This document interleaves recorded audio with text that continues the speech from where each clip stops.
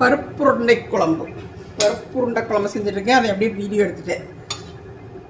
என்னென்னா, கடலப்பருப்பு வரமிளகாய் ஊற வச்சு அது கூட சோம்பு, பெருங்காயத்தூள், உப்பு சேர்த்து அரைச்சி எடுத்து உருண்டை பிடிச்சி எடுத்து வச்சுட்டேன். இப்போ வந்து தாளிப்பு.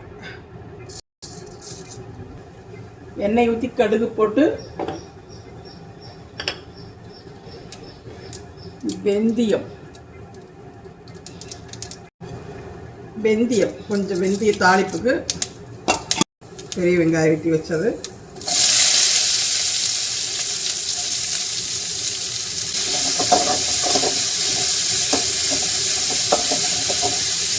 வெட்டி வச்ச தக்காளி சேர்த்துட்டு அப்படியே சொதும்ப வதங்க விட்டு பூண்டை அப்படியே சின்ன சின்னதாக வெட்டி வச்சுருக்கிறோம் பாரு. பூண்டு, கருவேப்பிலை,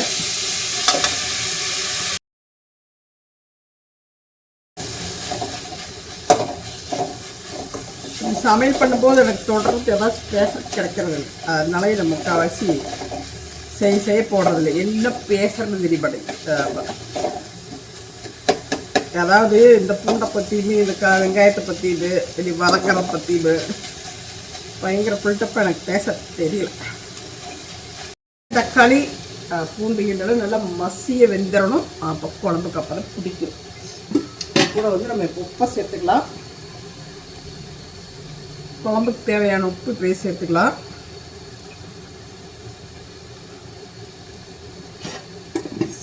கொஞ்சம் சேர்த்துருக்கேன். பத்தலைனா போட்டுக்கலாம். அது மாதிரி பூண்டு, வெந்தயம் இதெல்லாம் சேரும்போது நல்ல வாசம். அப்புறம் நல்லா வெந்துருச்சு.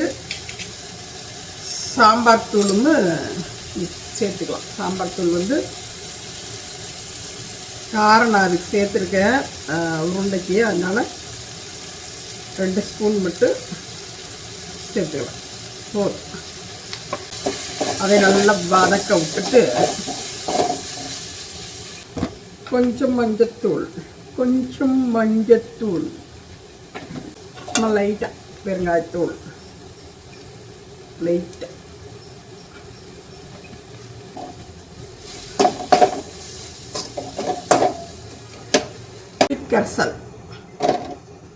புளிக்கரசல் ஊற்றிட்டு இதோடவே இன்னும் தண்ணி கொஞ்சம் குழம்புக்கு தேவையான தண்ணி ஊற்றிக்கலாம்.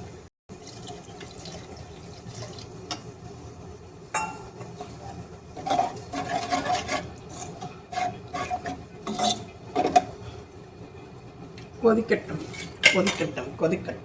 அதுக்கிடையில் தேங்காய் ஒரு மூடி கொண்டு அரைச்சி எடுத்துட்டு வந்துட்டு வச்சிட்டோம்னா அதுக்கப்புறம் நம்ம ரெடி பண்ணி வச்ச இந்த உருண்டை எடுத்து இதோட சேர்த்துட்டு அப்புறம் இந்த தேங்காய் பாலை ஊற்றிட்டு முடிச்சிடலாம்.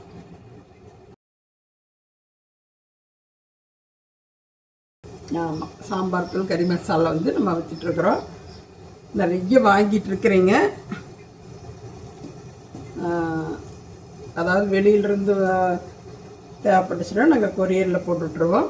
வாட்ஸ்அப் நம்பருக்கு நீங்கள் அட்ரஸ் அனுப்புனீங்கன்னா, நீங்கள் பக்கத்தில் இருக்கிறவங்களா இருந்துச்சுன்னா, திருப்பூர் சுற்றுலாவில் இருந்தீங்கன்னா, புது பஸ் ஸ்டாண்ட் ஏரியாவுக்கு வர்றவங்களா இருந்ததுன்னா புது பஸ் ஸ்டாண்டில் கம்பெனியில் வாங்கிக்கலாம். கறி மசாலா, சாம்பார் தூள் ரெகுலராக கொடுத்துட்ருக்கோம். பருப்பு பொடி, இட்லி பொடி, இந்த வகைகளும் இருக்குது. வாட்ஸ்அப்புக்கு நீங்கள் வந்தீங்கன்னா என்ன பொருள் இருக்குது அப்படின்னு சொல்லிட்டு என்னென்ன ரேட்டு அப்படின்ட்டு தெரிஞ்சுக்கலாம். இது பருப்பு உருண்டைகளை அப்படியே ஒன்றுன்னா குழம்புக்குள்ளே போட்டுடலாம்.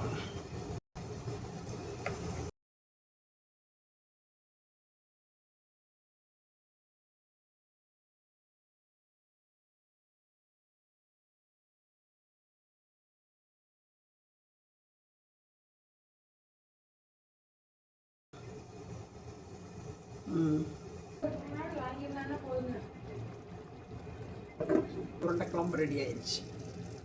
சூப்பராக இருக்கு. நான் டேஸ்ட்டு லைட்டாக பார்த்தேன். இப்போ வந்து தேங்காய் பால் அரைச்சதை இதோட ஊற்றி மேலும் ஒரு கொதி விட்டுடலாம். ஃபேண்டாஸ்டிக்காக உருண்டை குழம்பு ரெடி ஆயிடுச்சு. கரெக்டாக ஃபென்டாஸ்டிக்கான உருளைக்குழம்பு ரெடி. உருளைக்குழம்பு உருண்டை குழம்பு ரெடி ஆயிடுச்சு. கரெக்டாக ஒரு ஃபென்டாஸ்டிக்கான உருளைக்குழம்பு ரெடி ஆயிடுச்சு. ஒரே இங்கிலீஷாக பேசலாம்டே இருக்குது. வர மாட்டேங்குது, என்ன பண்ணுறது. அவ்வளோதான். அப்படியே மறுபடியும் மூடி வச்சு சிம்லேயே மறுபடியும் கொஞ்ச நேரம் கொதிச்சிருச்சுன்னா குழம்பு இறக்கிடலாம். அடுப்பை ரொம்ப குறைவாக வச்சு நல்லா வேக விட்டு சூப்பராக வெந்துடுது பருப்பு உருண்டை. அந்த உருண்டை வந்து அந்த குழம்புக்கு கடிச்சிக்கிறக்கே சூப்பராக இருக்கும் உங்களுக்கு.